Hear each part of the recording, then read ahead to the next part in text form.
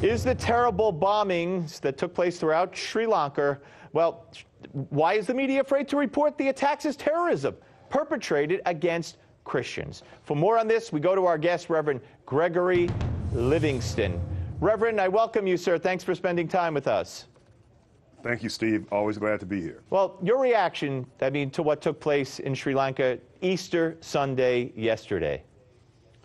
Well, it was horrific, and especially for it to happen on the Christian high holy day of Easter, it takes on even more significance, but all those lives that were lost, all those families that have been just unbelievably traumatized for many years to come, it was a terrible thing to happen, and it was done with intention, and we understand how human tribalism has many labels, and this label was one with religion across the front, and it was one religion against another, and we see what happened in terms of the terrible human casualties. You know, Reverend, this is being considered an ISIS-inspired plot.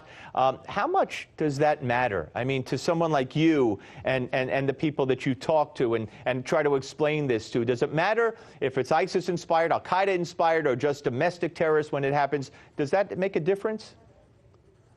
You know, my worldview is Christian, but I have a black awareness.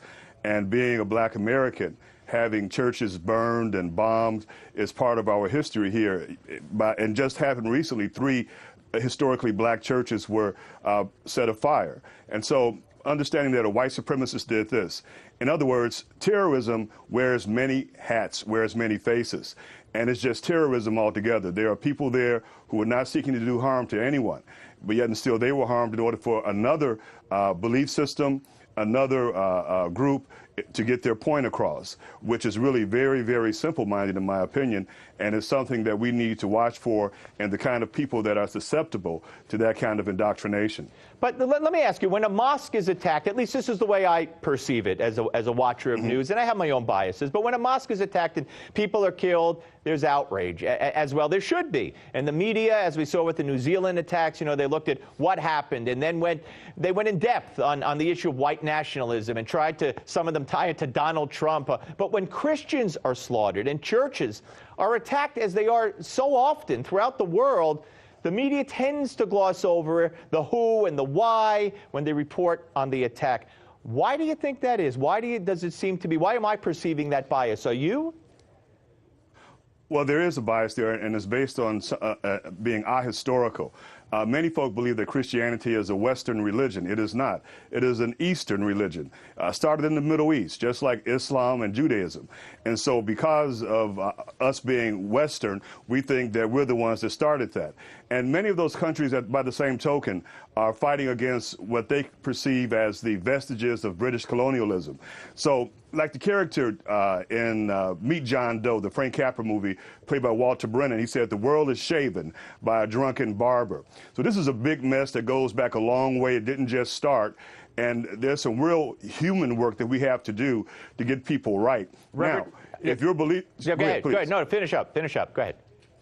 If your belief system says to wipe out people, that's something we have to deal with, because one of the things I tell my church on Sundays, Doc, is that we study Jewish history every Sunday. It's called the Old Testament.